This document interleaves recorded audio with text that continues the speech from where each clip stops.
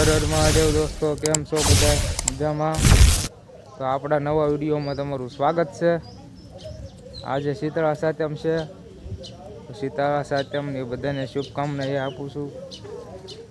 ને આપણે મારા બા રાયતું બનાવે છે, જોવી કેવી રીતના બનાવે છે. અને સૂલો પણ ઠારી દીધો છે, ખાવાનું છે બધું. જોવો હાલો કેવું બનાવે. તૈયાર થઈ ગયો લાગે હે? શું કરો બા? રાયતું બનાવે બા. તૈયાર લાગે. બનાવો બનાવો. વાહ વાહ. દહીં ને આમાં બીજું શું નાખેલું છે? એમાં તો ધાણા જીરું નાખેલું છે, હળદર નાખેલી છે, લાલ મરચું નાખ્યું છે. તમારે તીખું જે પ્રમાણે ખાવું હોય એ પ્રમાણે નાખવાનું. અને મીઠું સ્વાદ અનુસાર. અને દહીં એમાં હોય. થોડુંક પેલા દહીં નાખવાનું, પછી જરીક વધારે હલાવી નાખવાનું, એટલે બધું મિક્સ થઈ જાય.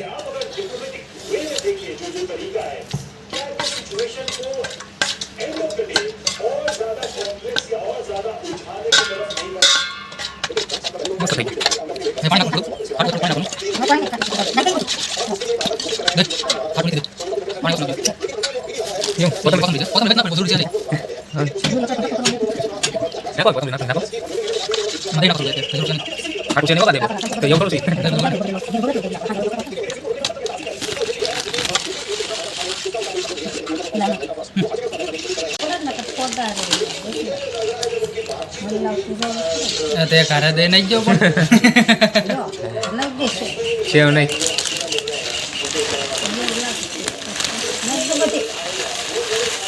સેવ આમાં છે ને 100 ગ્રામ ઉપર નાખ્યો ને તો રાયતું સારું થાય. થઈ ગયો પણ મસ્ત. હવે એને 1.5-2 કલાક 2.5 કલાક લગીને 10-15-20 કલાક પડ્યું એટલે થઈ જાય. બાકી કળશો ખાલી કરીને થયો છે. કોથમરી બધી નાખી દો, ફૂંકાઈ જશે. બધી નાખી જ દો કોથમરી.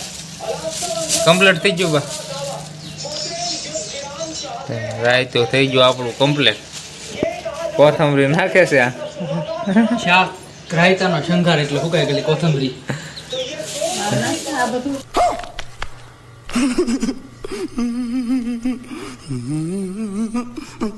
તો આપણે આજે શીતળા માના મંદિરે જવાનું છે, તો થોડાક ફૂલડા વીણી લેવી ને પછી મંદિરે જવી. ફૂલડા આપણે ધોમ છે વાડીમાં, તો મસ્ત ફૂલડા છે. અને આપણે આ ફૂલડા નથી લેવાના, આપણે લેવાના છે ગુલાબના. ગુલાબના ફૂલડા ધોમ છે. આ લઈ લેવી ગુલાબના ફૂલડા. બનશે આવી ગયું. શું કેવું છે તારે? બોલ. કઈ કેવું છે? તૈયાર થઈ ગયા તું? તો મંદિરે જવું છે ને શીતળામાના? હાલો તો. પાતરા હા, એ ચાય પત્તી તો છે, પણ ફૂલડા આપણે છે એ લઈ લેવી. હવે પછી જવા દેવી.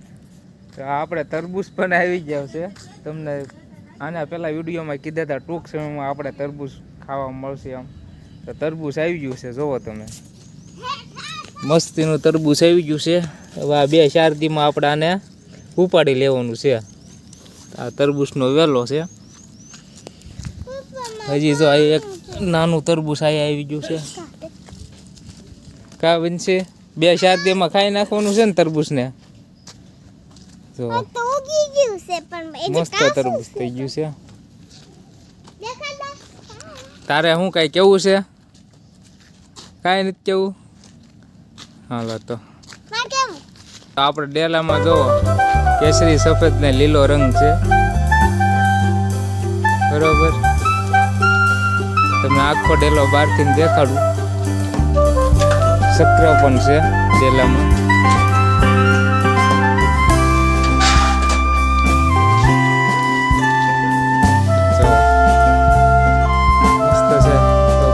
સ્વાતંત્ર્ય દિવસની શુભકામનાઓ. આપણો દેશ આઝાદ થયો હતો 15મી ઓગસ્ટનું.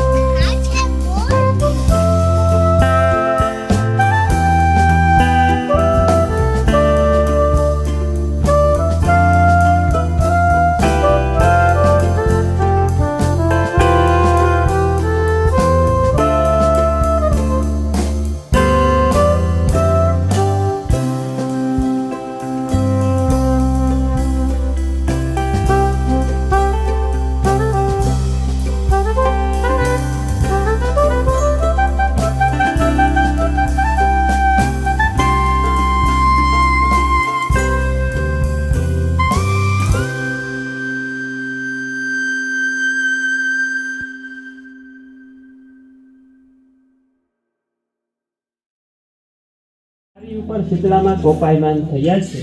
તું તારા છોકરાને લઈને શીતળામાની પાસે જા અને તારી ભૂલ કબૂલ કરીને એમની માફી માંગ. માં તારી ઉપર દયા કરીને તારા છોકરાને સજીવન કરશે. સાસુની વાત માની છોકરાને ટોપલામાં લઈ ટોપલો માથે ચડાવી નાની વહુ તો શીતળામાં પાસે ચાલી. ચાલતા ચાલતા રસ્તામાં તળાવ આવ્યું. એ તળાવ પાસે અવાજ આવ્યો કે ભાઈ તું આ તળાવનું પાણી પીશ તો મરી જાય અને તું શા માટે રડે છે એ તો કે. એટલે નાની વહુએ કહ્યું કે શીતળામાં મારી ઉપર કોપિયા છે. તારો ટોપલો નીચે ઉતારીને જરા મારું માથું જોઈ આપ્યું. માથામાં મને બહુ ખંજવાળતા હતા ત્યાં આવી અને છોકરાને એક બાજુ બેસાડી તે આખલા પાસે આવી. આખલા પાસે આવીને એને વાત કરી અને પછી એને ઘંટીના પડ કાઢી નાખ્યા. આથી બંને આખલાઓ શાંત પડી ગયા અને એકબીજાના મિત્ર જેવા બની ગયા અને ડોક નમાવીને તેની નાની વહુનો આભાર માન્યો. પછી નાની વહુ તો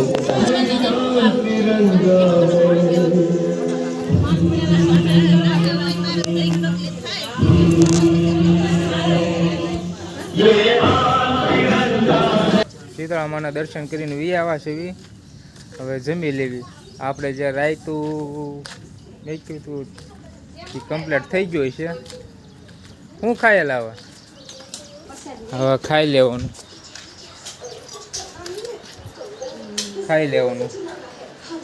નહીં વાર્તા કહેવાનું છે.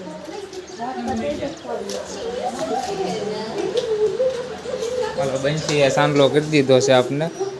ઘરે વી આવ્યા છે. હવે બની ગયું છે રાયતું.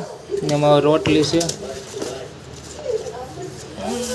સાંજે બનાવી હોય ને રોટલી. આજ તો ટાઢું જ ખાવાનું છે. રોટલી પપ્પાની છે. ઠીક હાલો. રાયતું થઈ ગયું છે. હા જો મસ્તનું થઈ ગયું છે રાયતું. ખાધું મજા જ આવે ખાવાની. રાયતું છે. પછી શું છે? ભીંડો છે. ભીંડાનું શાક કર્યું છે. તીખી રોટલી, મોળી રોટલી. આમાં શું છે? બટાટાનું શાક છે.